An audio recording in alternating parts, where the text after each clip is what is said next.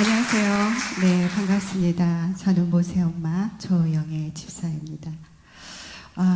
오늘 이렇게 귀한 자리 금요 성령 집회 시간에 부족한 저희를 간증자로 세워주신 하나님께 먼저 진심으로 감사를 드리고요. 이렇게 귀한 시간을 저희에게 내어주신 경산교회 모든 분들에게도 진심으로 감사를 드립니다. 저희 모세는 미랄복지재단의 홍보대사입니다. 저희 미랄복지재단은요, 기독교 정신을 바탕으로 1993년에 장애인과 비장애인이 함께 살아가는 통합을 목표로 세워진 단체입니다. 그런 단체에서 이렇게 함께 동력할 수 있음이 얼마나 감사한지 모르겠습니다. 우리 모세는요, 올해 나이가 만으로 32세가 되었습니다. 네, 꼬마 신랑 같죠? 그런데 지적 장애로 인해서 정신 연령은 서너 살 수준에 머물러 있어요. 오른쪽 편마비로 인해서 지체 장애가 있고요. 한쪽 귀가 들리지 않고 눈도 한쪽 눈으로만 아주 조금 볼 수가 있습니다. 악보는 전혀 보지 못하고요. 모든 노래는 다 듣고 외워서 부르고 있어요. 그리고 그 밖에 일상생활 하는 데 있어서 먹는 거, 입는 거, 씻는 거, 또한 신변 처리까지 저의 도움이 다 필요한 상황이에요. 그래서 저는 지금 이 순간까지도 모세의 전용 몸종으로 살고 있습니다. 하지만 존재만으로도 감사한 일이기에 늘 감사한 마음으로 아이를 돌보고 있어요. 이렇게 할 수 있는 것보다 할 수 없는 것이 더 많은 모세가요, 정말 전적인 하나님의 은혜 가운데 백석 예술대학교를 졸업을 했습니다. 아이고, 네, 네, 모든 영광을 하나님께 올려드립니다. 우리 인생은 그런 것 같습니다. 상황과 또 그 강도는 다르겠지만 누구에게나 어려움이 있고 또 아픔이 있고 고난이 있고 시련이 있다고 생각합니다. 오늘 이렇게 연약한 모세가 이 자리에서 하나님의 영광을 드러낼 수 있었던 어떤 일이 있었는지 여러분들과 함께 그 사연을 나눠보도록 할 건데요. 이렇게 이 자리에 있는 것이 그 모든 것이 다 하나님의 은혜이기 때문에 모세가 먼저 하나님의 은혜를 찬양으로 고백하면서 시작을 하도록 하겠습니다. 네, 하나님의 은혜 찬양하도록 하겠습니다.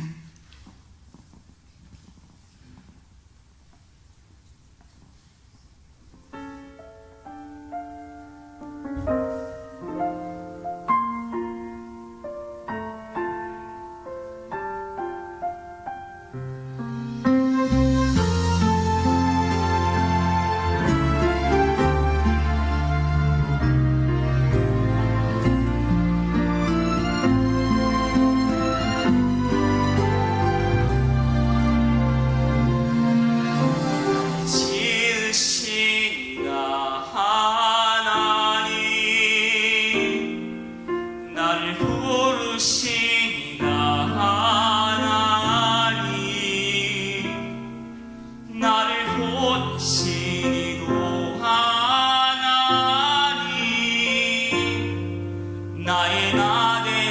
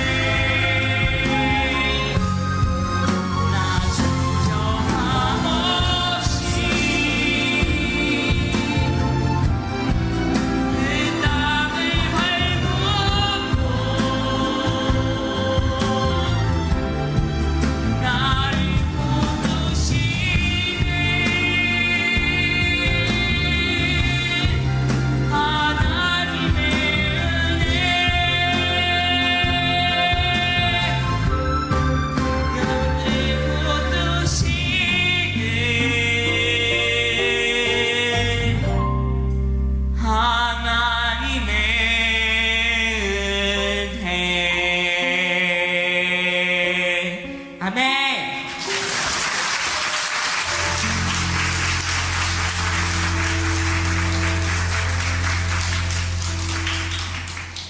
네, 모든 것이 다 하나님의 은혜임을 고백합니다. 저는 불교 가정에서 태어나 자라서요, 결혼하기 전까지는 하나님을 모르고 살았습니다. 저희 친정엄마는 저의 이름을 절에다 올려놓고요, 매번 무슨 날만 되면 저를 데리고 가서 불상 앞에다가 절을 시키곤 하셨어요. 그런 제가 기독교 집안으로 시집을 오면서 나에게 교회 나가는 거 강요하지 말아달라고 남편을 통해서 시댁에 요청을 했습니다. 그런데 얼마 안 가서 저는 제 스스로 교회를 찾게 되었습니다. 그 이유는 바로 저희의 시어머니 때문이었어요. 제가 결혼하기 전에 들었던 그 고부간의 갈등 이야기들이 참 많이 들었는데요. 그런 이야기를 듣다가 와서 본 저의 시어머님은 제가 들었던 그런 분이 아니셨습니다. 언제나 늘 조용히 기도하셨고요. 참으로 인자하시고 자상하시고 온유하시고, 당신의 입장보다는 상대방의 입장에서 모든 것을 다 배려해 주시면서 사랑으로 감싸주시던 분이셨습니다. 제가 나중에 예수님을 알고 나서 저희 어머니를 생각해 보니, 저희 어머니께서는 예수님의 사랑을 생활 속에서 몸소 실천하며 사셨던 분이셨습니다. 그런 어머님을 보면서 어머님이 섬기는 그분이 궁금하게 생각이 될 때쯤 저희 어머님께서 나에게 효도하는 것은 다른 거 다 필요 없다. 그저 예수 잘 섬기면 그것이 곧 나에게 효도하는 것이다 라고 말씀을 하셨어요. 그 말씀을 듣는 순간 저는 어머님을 기쁘게 해드리고 싶은 마음이 들었습니다. 그래서 저는 교회를 찾게 되었어요. 처음에 교회에 나왔을 때는 모든 것이 다 어색하고 낯설었습니다. 그런 저에게 어머님은 신앙의 멘토로서 저를 잘 이끌어 주셨고요. 저는 그렇게 조금씩 하나님을 알아가기 시작할 때에 첫째로 예쁜 딸을 선물로 주셨습니다.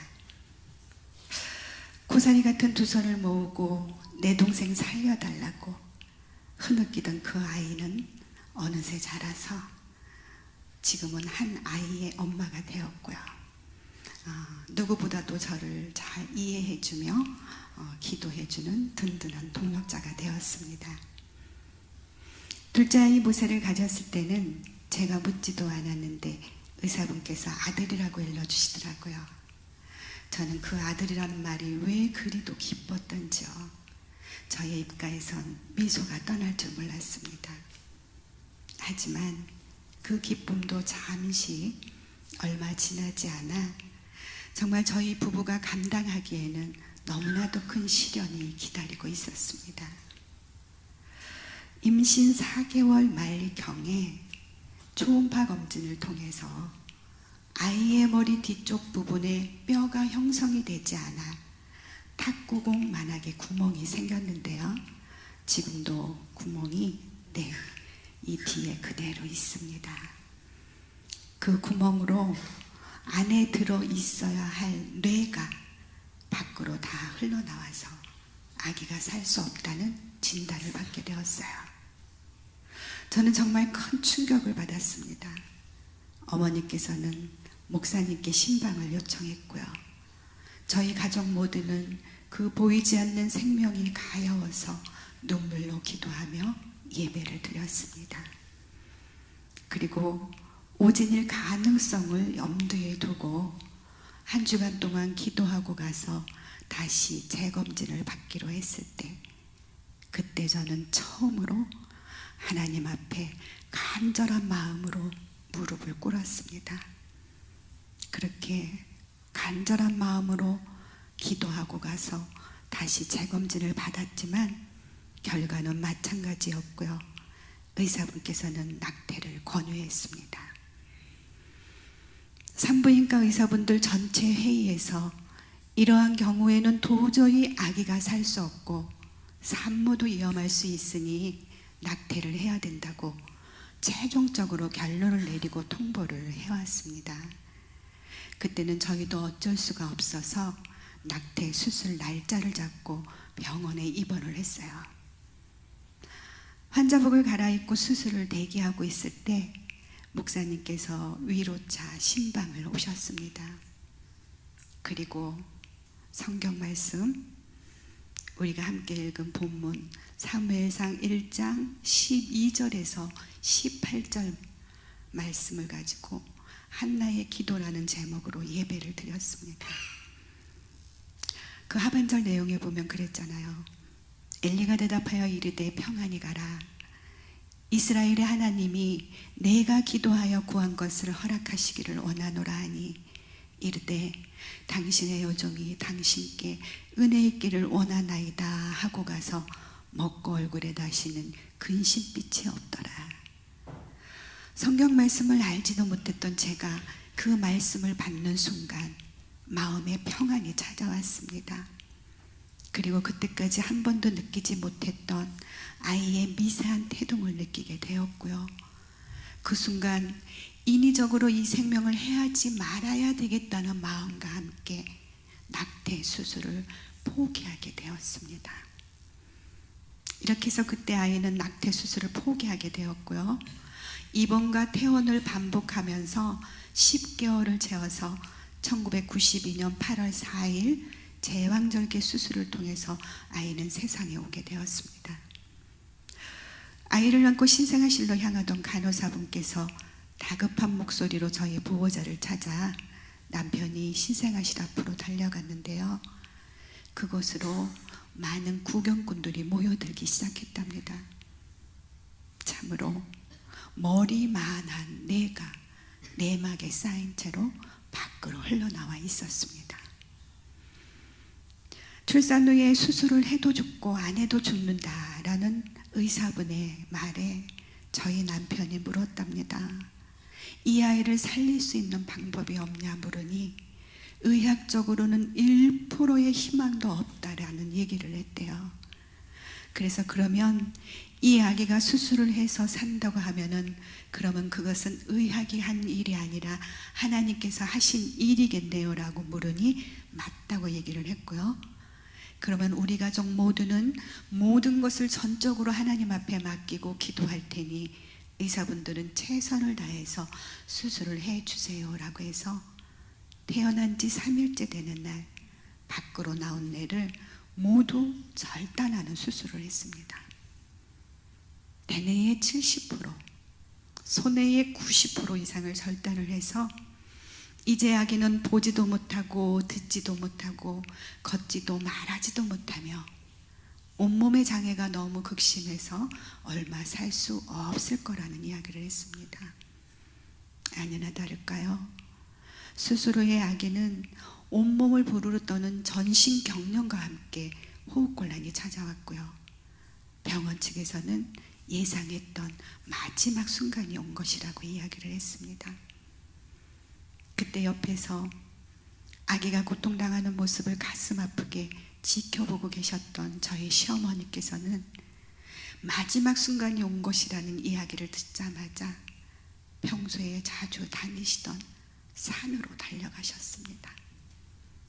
그리고 그 산 비탈에 서서 하나님의 선한 뜻을 바로 알고 기도하게 해달라고, 하나님의 응답이 없이는 이 여종은 내려가지 않겠노라고 그 비탈을 구르고 또 구르고 나뭇가지를 붙잡고 오르내리기를 반복하면서 하나님 앞에 울부짖으며 기도할 때에 계속해서 기도하라는 응답을 받으시고 그 길로 교회로 달려가셨고요.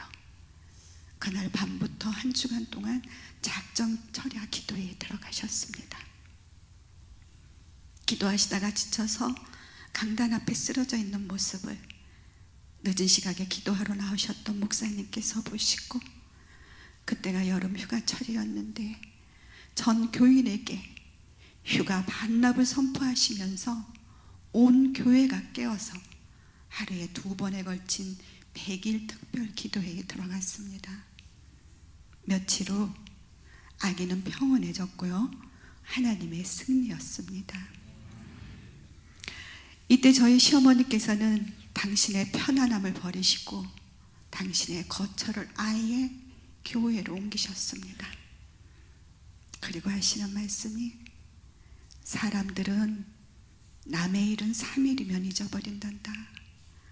내가 이곳에서 왔다 갔다 해야 다른 사람들이 나를 보고 한 번이라도 더 모세를 기억하고 기도해 줄 게 아니냐라고 하시면서 목사님께 청해서 목사님이 내어주신 조그마한 교육관 한켠에서 25년이라는 세월을 눈물로 기도하셨습니다.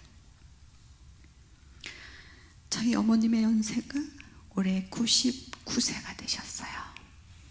지금 생존해 계십니다. 많이 연로하셔서 요양병원에 계시는데요. 제가 며칠 전에 어머님을 찾아갔습니다.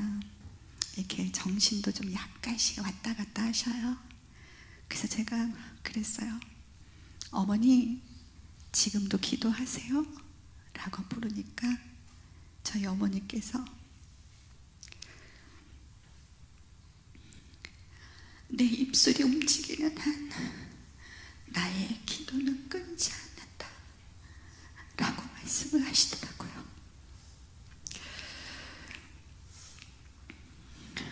그렇게 기도해주고 계시는 든든한 어머님, 그 어머님이 계시기에 저희가 오늘 이렇게 부족하지만 이 자리에 올 수 있다고 저는 말씀드리고 싶습니다.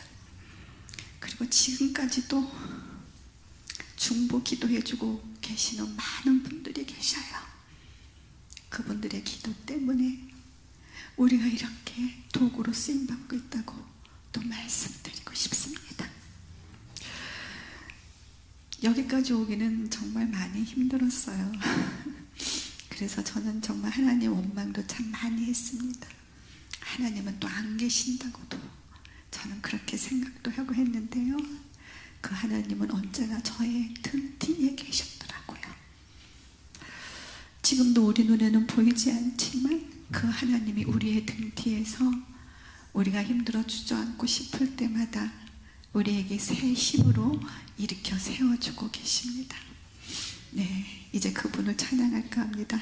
자기 순서인 줄 알고 일어났어요. 네, 나의 등 뒤에서라는 찬양을 할 건데요. 네, 우리 아시는 분들은 함께 박수 치면서 참 불러도 좋을 것 같습니다. 나의 등 뒤에서 찬양하도록 하겠습니다.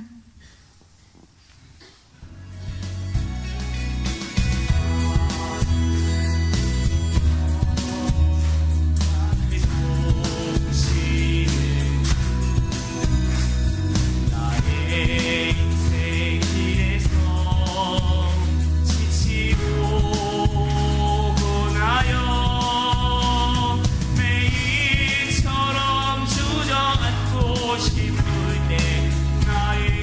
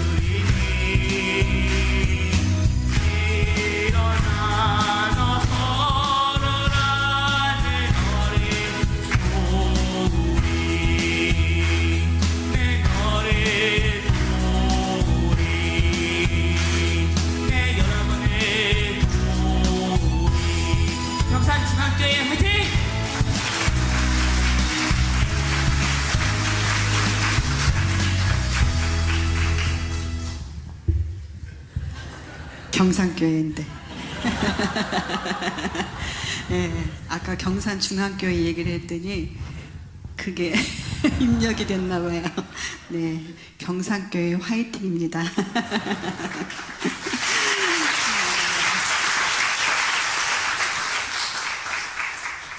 이런 실수 잘 안 하는데.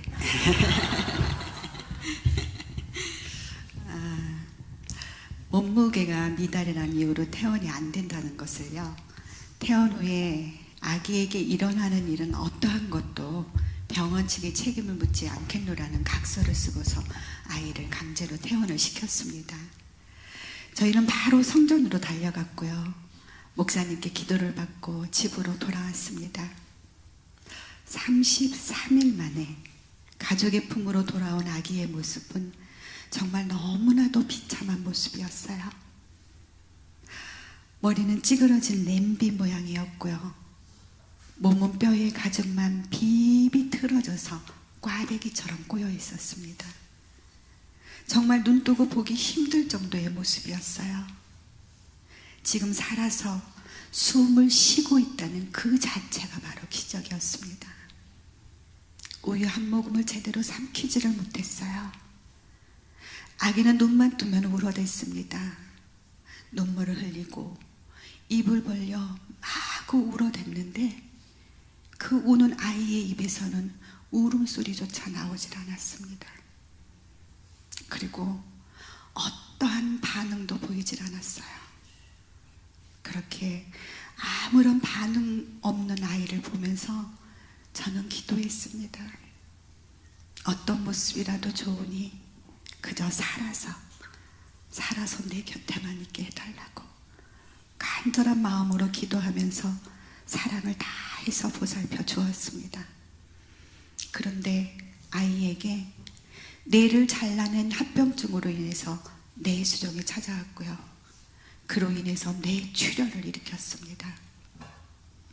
숨이 끊어졌다는 의사 선생님의 말씀에 저는 정신을 잃었고요, 아기는 1분 간격으로 숨이 끊어졌다 붙었다를 반복을 했습니다.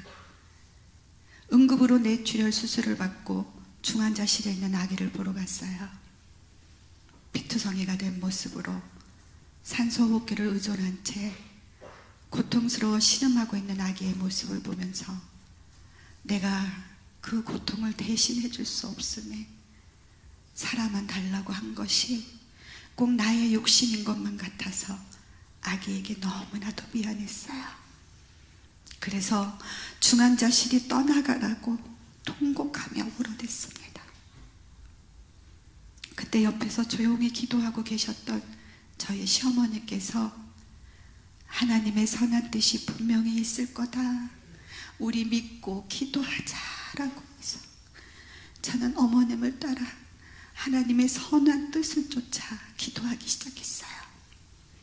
그리고 아기에게 최선을 다하기 위해서 뇌수종의 전문 병원을 수소문하기 시작했는데 돌아오는 대답은 모두가 다 뇌를 잘라냈다는 이유로 거절을 하는 것이었습니다.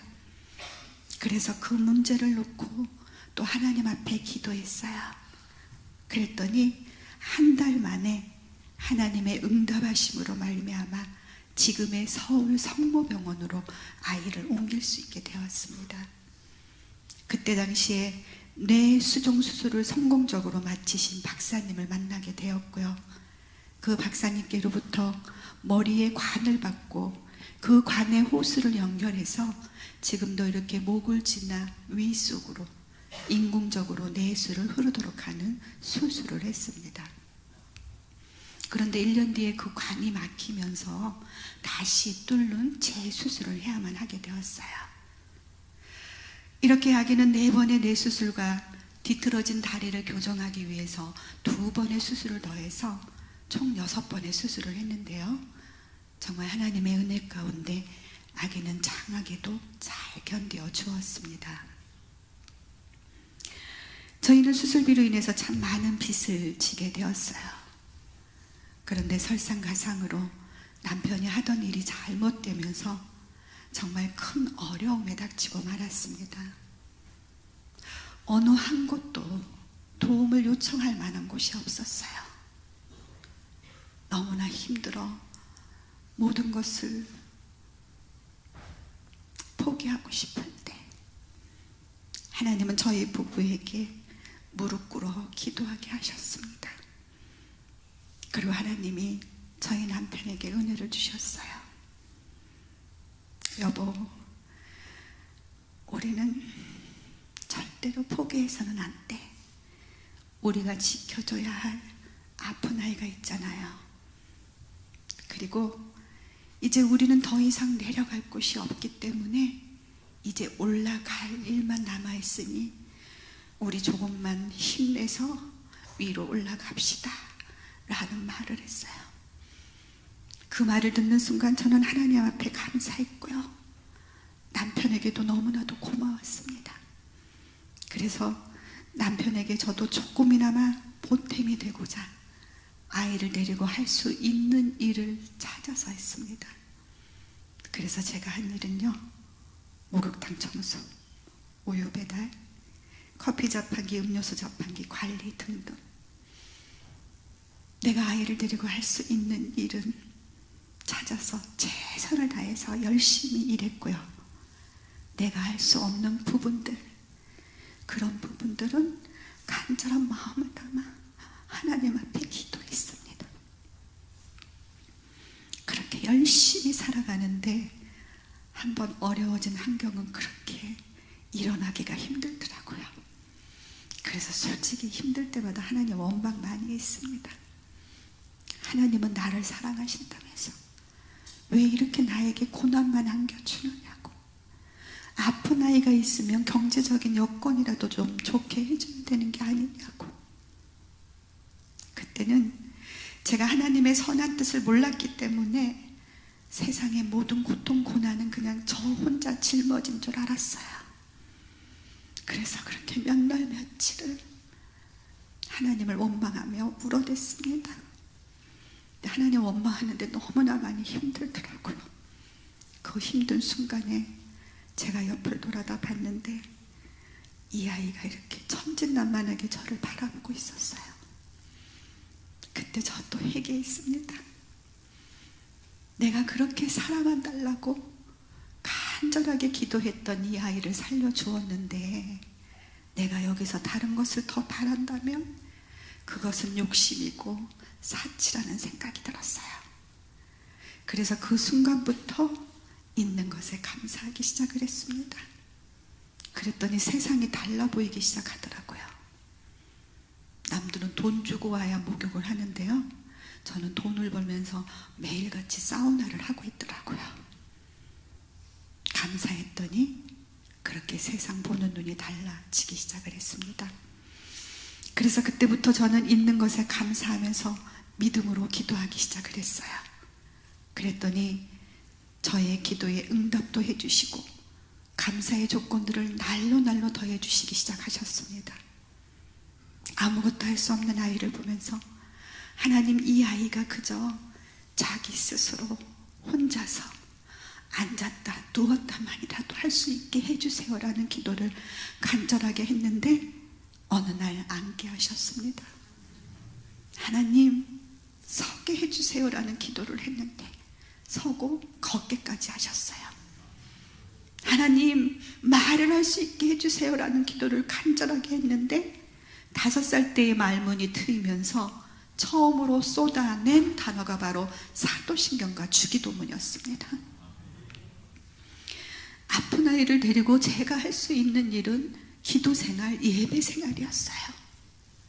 그때에 듣지 못한다고 했던 아이의 한쪽 귀를 열어주셨고요, 암기할 수 있는 재능까지 허락해 주셨던 거였어요.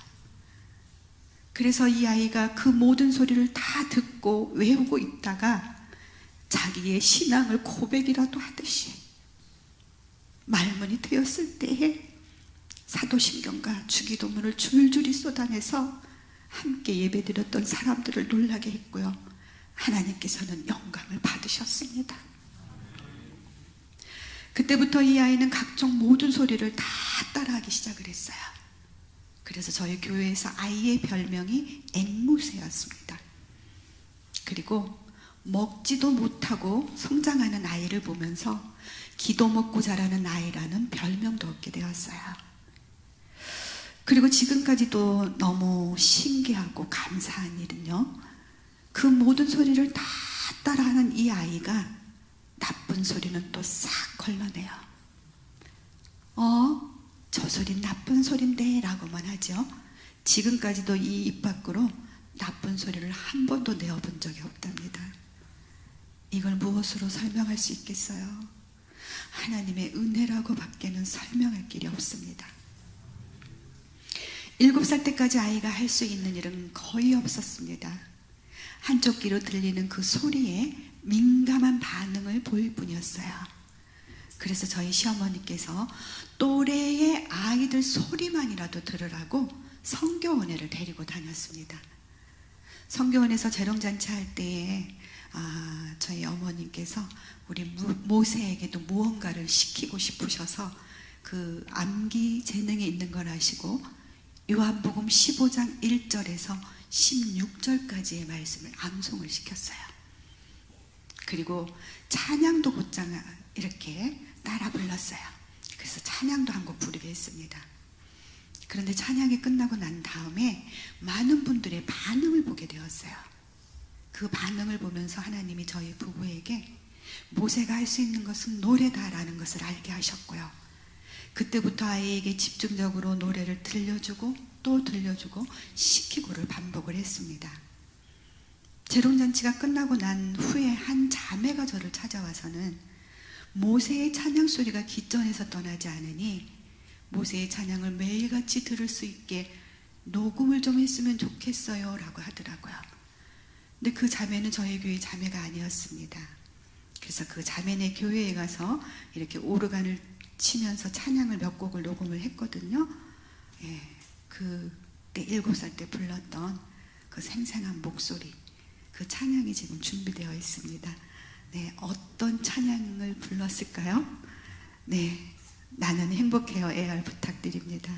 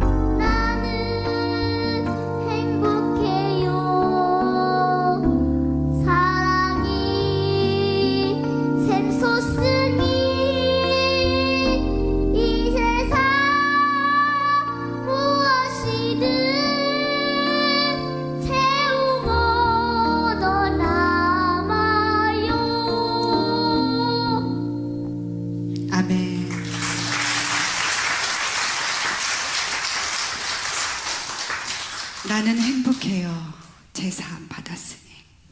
주님 한 분밖에는 아는 사람 없어요.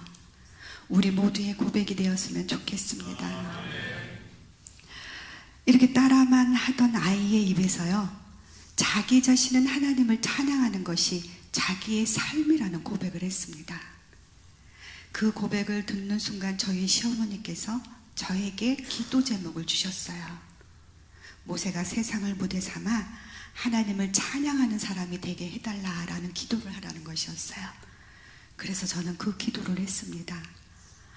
그랬더니 하나님께서 모세의 순수한 그 고백을 들으셨던지 정말로 하나님의 때에 하나님께서 가장 좋은 방법을 통해서 아이를 세상 속에 알려주셨습니다.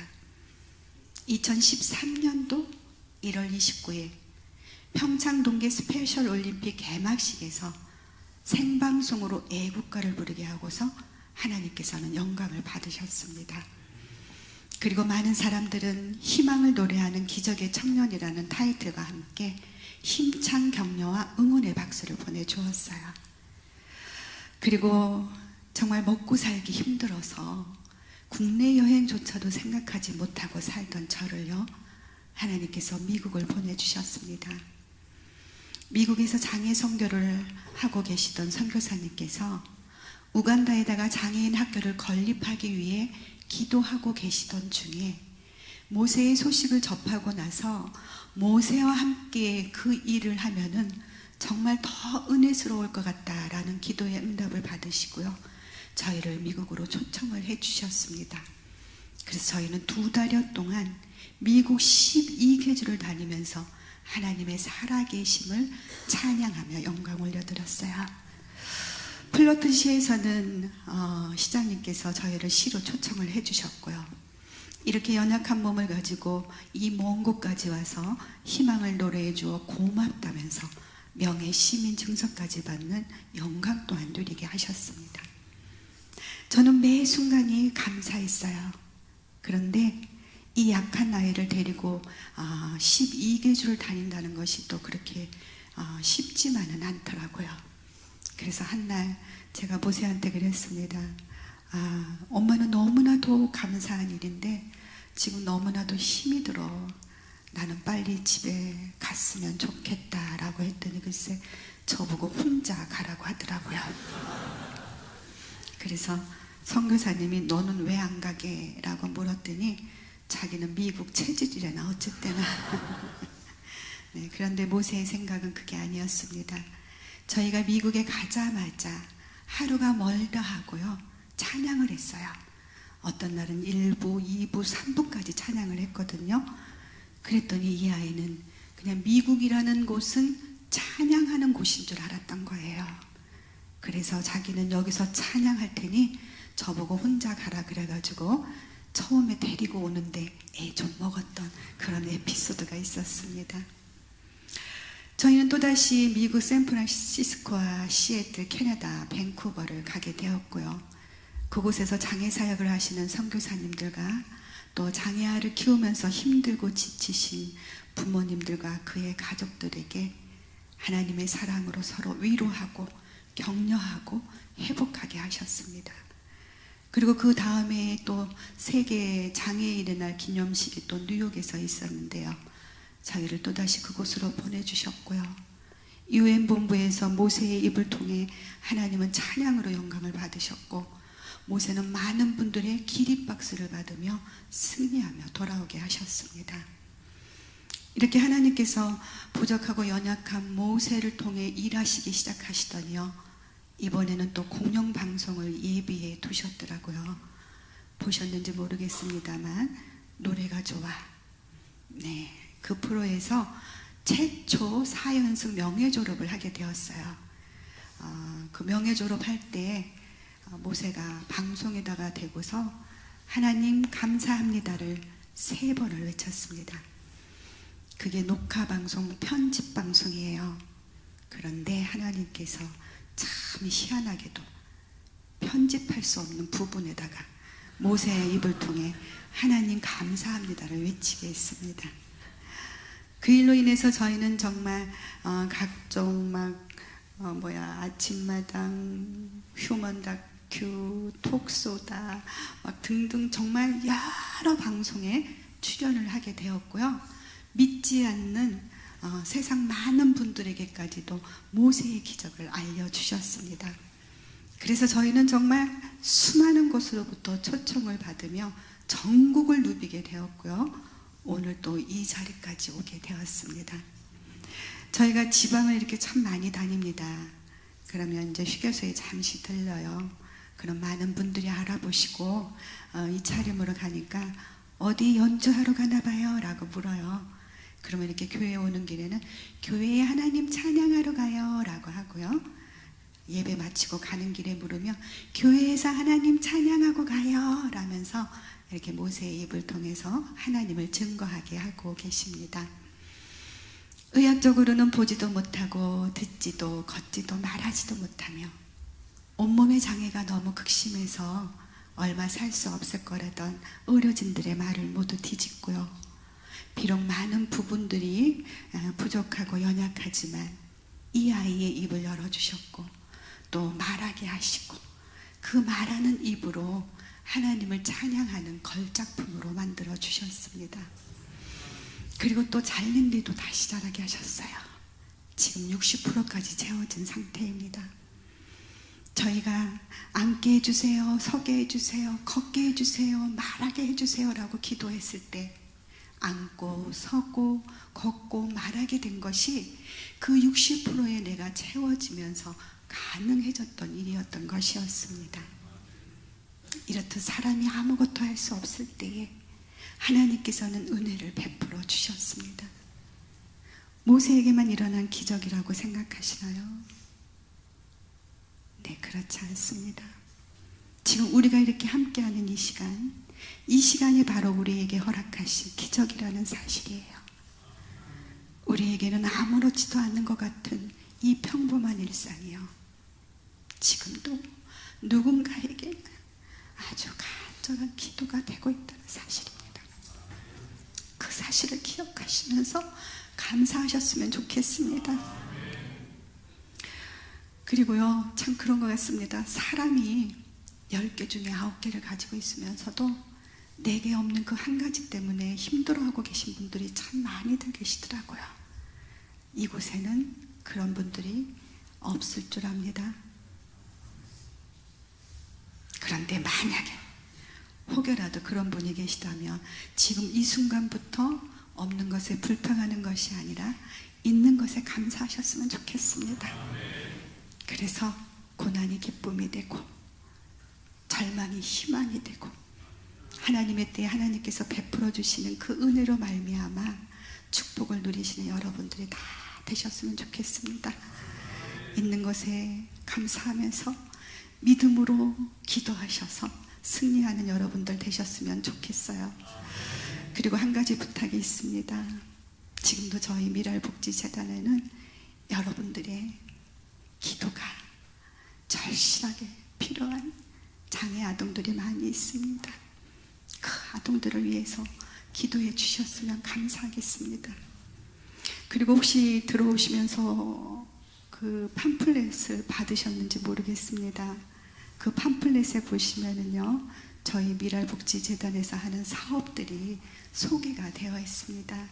그 사업들을 보시면서 기도해 주셨으면 너무나 감사하겠고요. 또 그 안에 보면은 후원 약정서가 들어있을 겁니다. 여러분들 마음이 있는 곳에 또 물질도 함께 나눠주신다면 너무나도 감사하겠습니다. 작은 것이 모여지면은 큰 기적을 이룬다고 저는 생각하고 있어요. 여러분들의 그 작은 물질을, 그 사랑을 저희 미랄복지재단으로 흘러 보내주셨으면 좋겠습니다. 그래서 또 그 사랑이 모아져서 이렇게 또 다른 모세가 나와서 하나님을 찬양하며 하나님께 영광 올려드리는 그러한 기적들이 일어날 거라고 생각합니다. 저의 부족한 간증력까지 지금까지 들어주셔서 너무 감사를 드리고요. 모세가 이제 사명을 찬양을 할 건데 그 사명 찬양하는 동안에 여러분들 그 마음을 이렇게 약정서에다가 후원해 주셨으면 좋겠습니다. 혹여라도 어떻게 작성하는 방법을 모르시면 이렇게 손들어 표해 주시면 아마 직원분께서 가셔서 도와주실 거라고 저는 생각하는데요. 여러분들 부담 갖지 마시고, 부담을 드리면서 부담 갖지 마시라고 해서 죄송하긴 한데요, 마음이 가는 대로 약정해 주셨으면 좋겠습니다. 사명 부르도록 하겠습니다.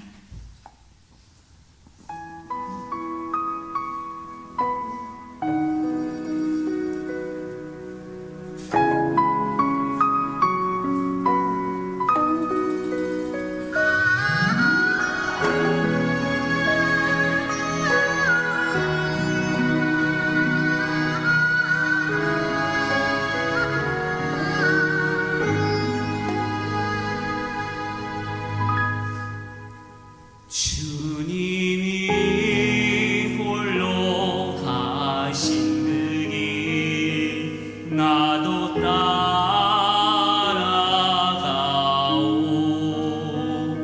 모든 물과 피에 흘리신 그 길을 나도 가오.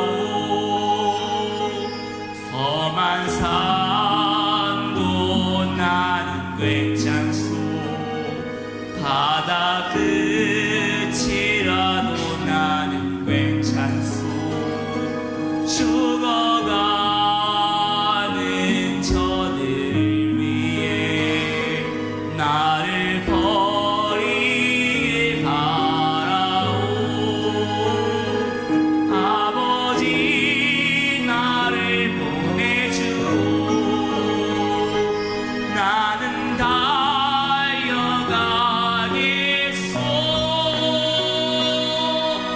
목숨도 아끼지 않겠소. 나를 보내주오.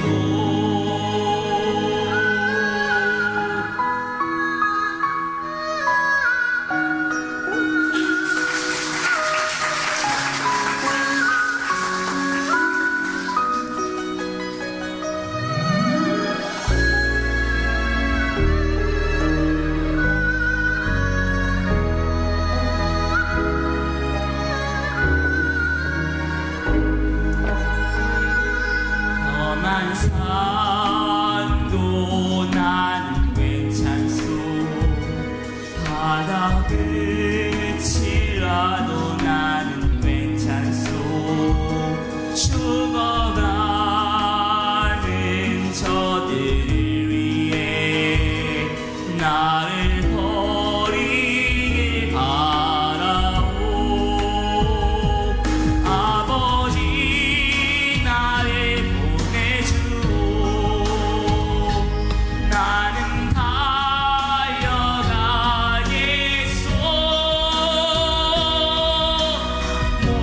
목숨도 아끼지 않겠소.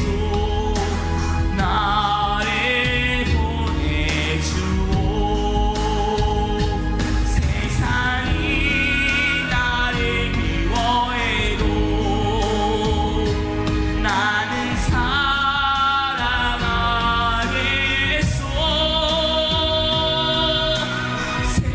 세상을 구원한 십자가 나도 따라가오.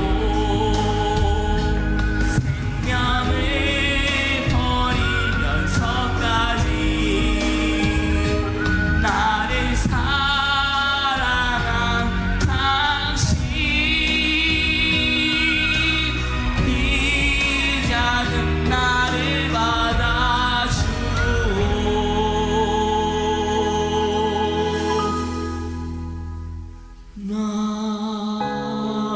나도 사랑하오.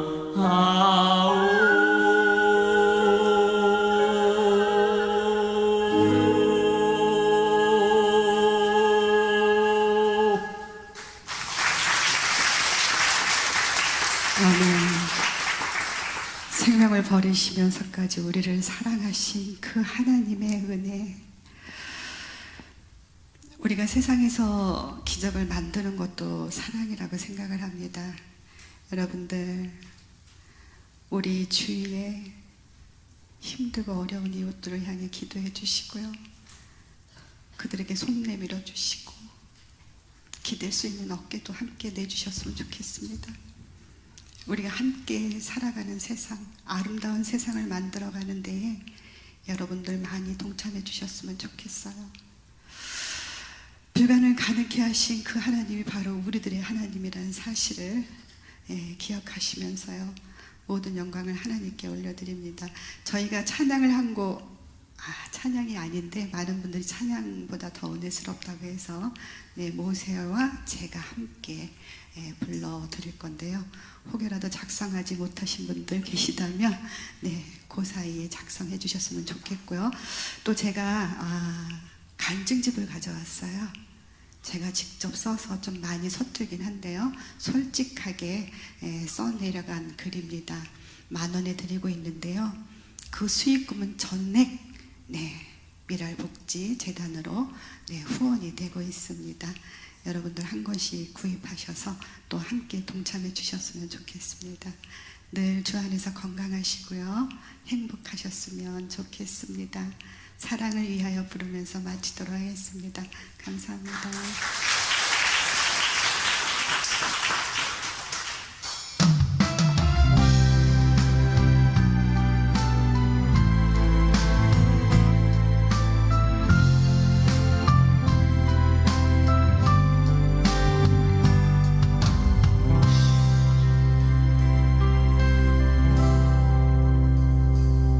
이른 아침에 잠에서 깨어 너를 바라볼 수 있다면 물 안개 피는 강가에 서서 작은 미소로 너를 부르리.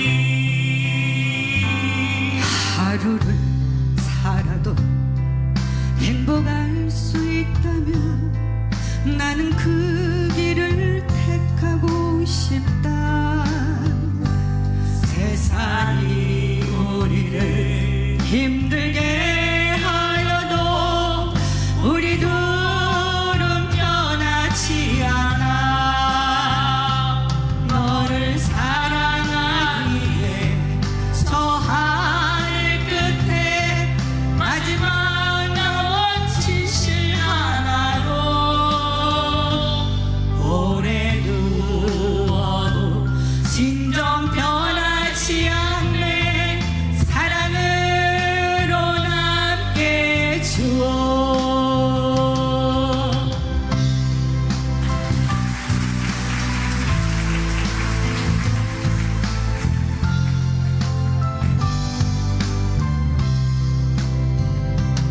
내가 아플 때보다 내가 아파할 때가 내 가슴을 철들게 했고 너의 사랑 앞에 나는 옷을 벗었다. 거짓의 옷을 벗어버렸다. 너를 사랑하기에 저 하늘 끝에 마지막 남은 진실 하나로 오래 두어도 진정 변하지 않네. 사랑으로 남게 주어. 너를 사랑하기에 저 하늘 끝에 마지막 남은 진실 하나로 오래 두어도 진정 변하지 않네. 사랑으로 남게 주어. 사랑으로 남게 해주어. 감사합니다.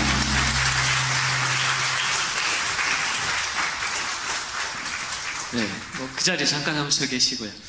네, 여러분 간증 통해서 또 많은 감동을 받으시고 또 도전도 받으셨을 것입니다. 하나님은 우리 모든 사람을 보배롭고 존귀하게 여기고 사랑하십니다. 너무 사랑하셔서 하나님의 아들을 십자가에 아낌없이 내어 주셨습니다. 하나님 우리를 이 땅에 내 보내주실 때에는 누구나 다 하나님의 뜻을 행하고 또 하나님의 사랑을 전하도록 하나님이 사명을 부여해서 이 땅에 보내주신 줄 믿습니다. 우리 박모세 형제 이 땅에 태어났을 때 참 모든 사람들이 염려하고 또 그렇게 함께 아파했지만 이렇게 멋지게 또 많은 사람들에게 감동을 주고 하나님께 영광을 돌리고 있습니다. 우리 두 분 여기까지 오셔서 귀한 말씀 전해주셨는데 얼마나 감사한지 모르겠습니다.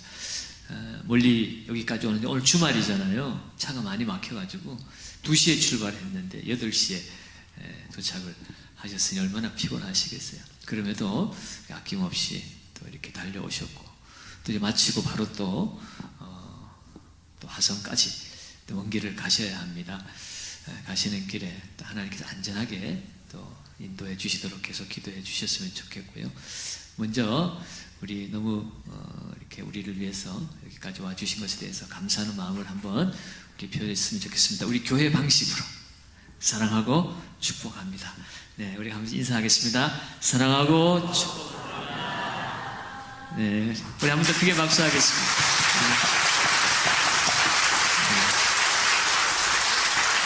이 광고 말씀 들으신 대로 여러분 후원회 감동이 계신 분들은 나가실 때 내주시면 되겠고요. 또 우리 간증집이 또 준비되어 있으니까 또 필요하신 분들은 사인도 받으시고 또 구입하셔서 또 고난당하는 분, 어려움 당하는 분한테 위로의 또 책으로 또 그렇게 전해주셔도 좋을 것 같습니다.